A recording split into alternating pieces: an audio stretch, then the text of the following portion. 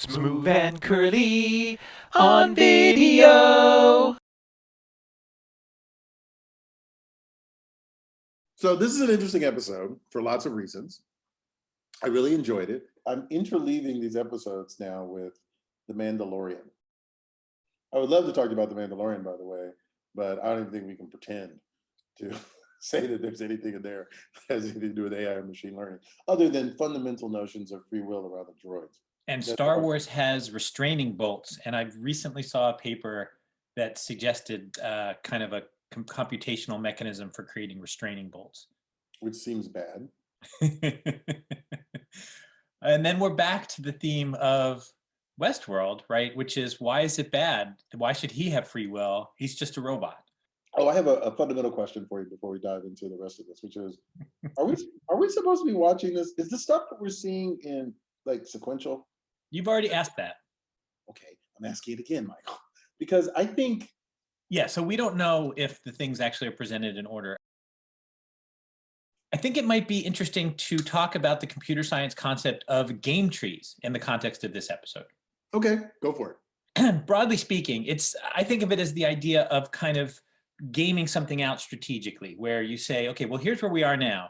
And then to say, okay, well, assuming that you're trying to accomplish your goals and I'm trying to accomplish my goals, what's the best thing for me to do right now? Well, that's why you care about a game tree, right? But a game tree, strictly speaking, it's a tree, and each node represents some kind of plot point or state of the world. And then the branches represent decisions that might be made by, say, you, which leads to other plot points or states of the world, which might then lead to decisions made by someone else. Typically, we think of this as two players, and it branches on. So the tree represents all possible branches as conditioned on decisions made by you and decisions made by the other. So yes, but what does that have to do with this episode? Well, I mean, I think that a lot of the characters are becoming much more strategic. Like, we're starting to see people deciding to do things not because of their immediate impact, but because it furthers their own goals. And they're kind of using people as intermediate steps along the way to the broader goal. So we're even seeing, for example, Elsie use this technique in this episode, where she wanted to get access to the Stray, one of the hosts that bashed his own head in. Mm-hmm. And to do that, she got dirt on one of the surgeons, one of the kind of technicians that repair the bodies, and found him having sex with one of the dead hosts, and said basically, hey, so I have this information, and now I would like you to do this thing for me. Otherwise, I will reveal this information. So she's definitely playing that kind of a multi-step game, that she's kind of considered the different steps. And in particular, she wants to figure out what's going on and get some control. You can make the similar argument for Thandie Newton's character, who clearly is awake the entire time.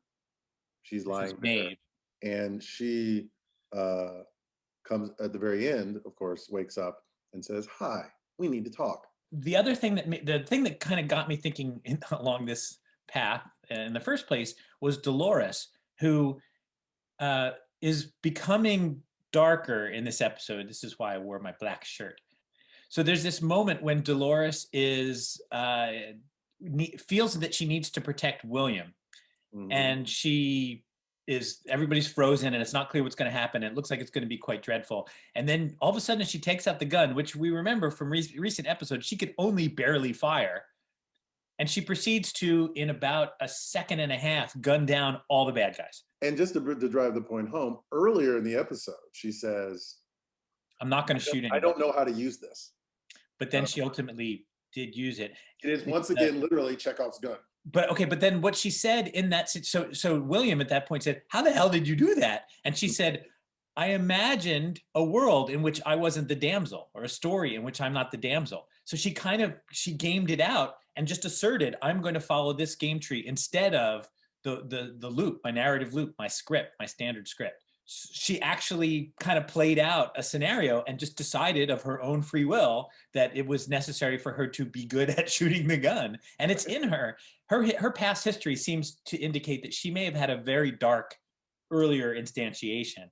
And so she's tapping into that, it looks like. Well, in fact, the suggestion is that something really horrible happened early on that had something to do with Arnold's death. And she is supposed to be, you know, his revenge mechanism of doing whatever it is he wants to do. The Man in Black also says something to this effect about Arnold having a terrible thing he wanted to say about humanity in the story. This doesn't make sense as kind of thinking about it as a game tree, that she was able to imagine paths beyond the path she was basically stuck on. And, you know, Hannibal says earlier, do you wish to get out of your simple little loop, or are you content?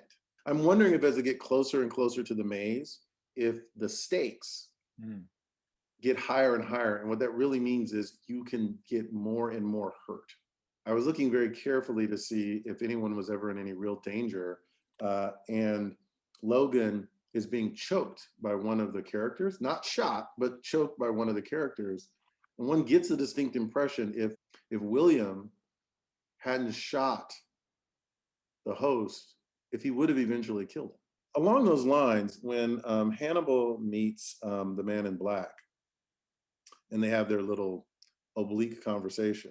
Quite oblique, right? Each of them asked questions that the other one dodged. Anyway, in explaining what was happening to Teddy, he asserts that the world outside is just pampered and everything you could ever want is out there, which suggests that the world has reached some kind of utopian state or near utopian state, or maybe it's just exactly what an insanely rich person thinks the world is like, even when it isn't.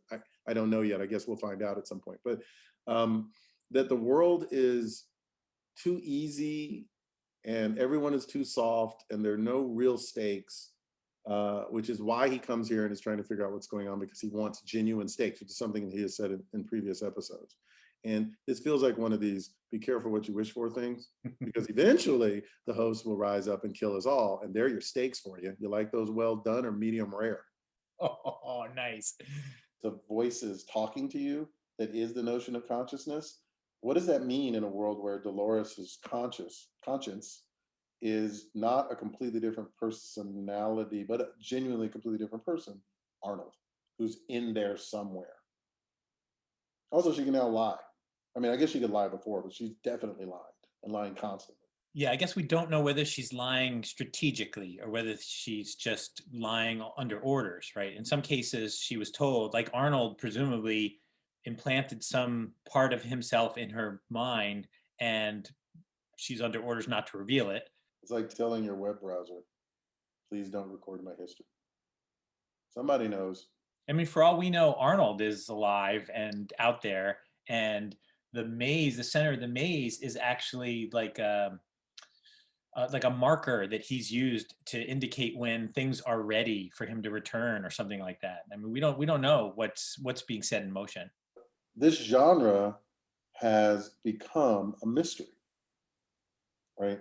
So if it's genuinely a mystery, if we can be meta for a moment, then I feel like we were supposed to infer that he might have killed Arnold. Like he might be responsible for Arnold's death. Well, I like this decision tree, right? Because one of the things that does appear to be happening is that there was a narrative loop. You were trapped inside a part of the tree. And in some sense, the power of what's going on here is that the host can now see beyond their limited, not just, they can see two things that are different. One is their horizon's gotten longer. They've started reasoning a bit further out, in part because who cares about reasoning any further out when, you know, you're trapped in a very narrow thing. It's quiescent. Quiescence is the idea that the search isn't really, it's sort of a convergence idea. It's that things have kind of quieted down. Another way of thinking about it in terms of the search is there really is no more branching, right? And if there's no more branching, then you might as well go deeper than you would have. And therefore you can get a better answer. If I go down this path, at this point, everything is forced.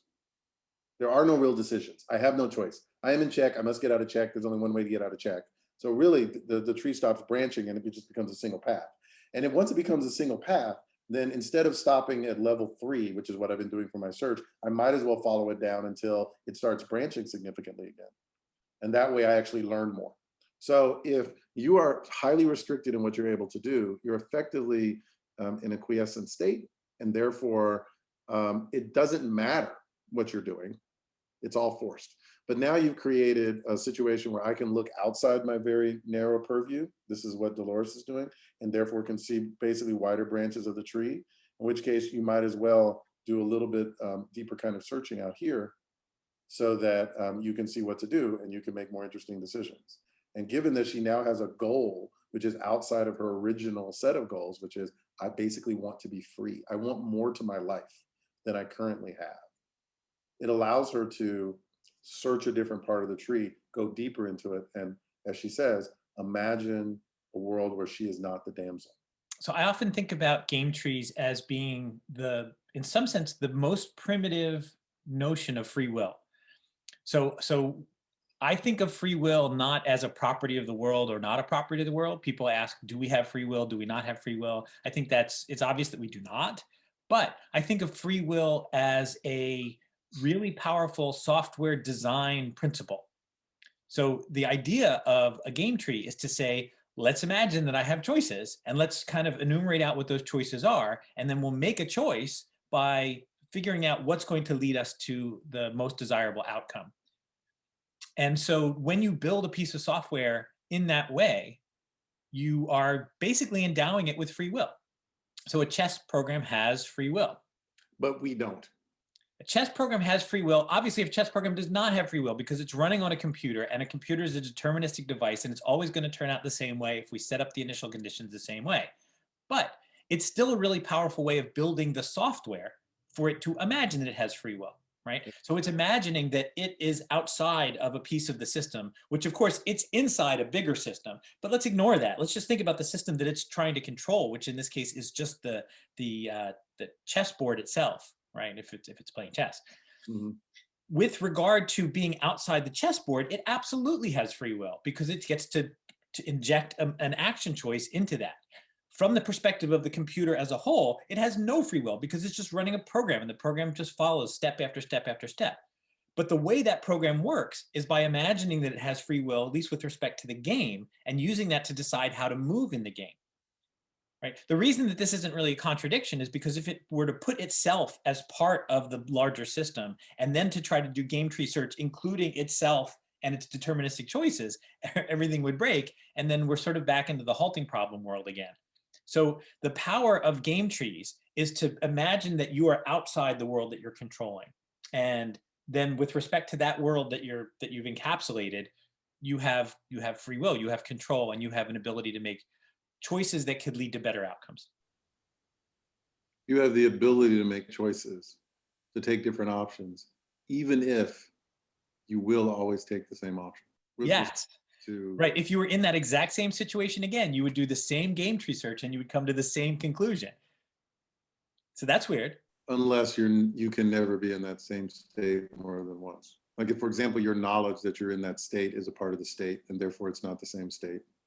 Yeah. Okay. So I was thinking about this, and I don't know if I got the idea from David McAllister, former MIT professor and colleague of ours at AT&T, and now Toyota Technical Institute person, or if we both thought about this, and then I talked to him about it once, and he's like, yes, that's exactly how I think about it. So I don't know if I stole it from him and then presented it back to him, or I came up with it independently and then presented it back to him. But he thinks about the world the same way. Free will is a software engineering principle. So then being able to imagine yourself in a non-quiescent world is free will, which means that from this point of view. And so therefore, Dolores now has free will. So let's go back to this thing that you said, which I also caught and thought would be the big punchline of the episode, but then it didn't seem to go anywhere.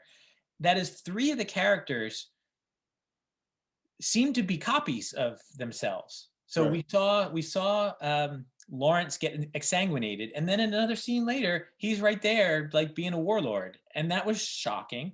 Mm-hmm. We saw Maeve on the operating table, and then she was wheeled away, and then she was back, and she had a bullet in her in the same place that she had removed a bullet from. So I like this idea that the search tree is getting wider. But you know, we're being reminded of a lot here, right? When the man in black and Hannibal Ford are sitting there talking, and the man in black basically threatens him. He's always being protected. He can't be hurt in his world, which is interesting because if the whole goal is for the stakes to get up, Ford is working very hard to make certain that his stakes don't go up. He cannot be heard. And then when he ends and he walks away from the scene and he snaps his finger and the music starts playing again, you think the guy's playing the music, but actually the piano's playing itself. There's some kind of motif about the player piano. It's in the opening credits and it's come up in a lot of the scenes. And there's something, there's something, I guess, creepy and automated, but not real, and uncanny valley about player pianos that I think that they're playing off of. Well, it works both ways, right? One is the piano's playing itself. So you're looking at someone, you think they're playing the piano, they aren't.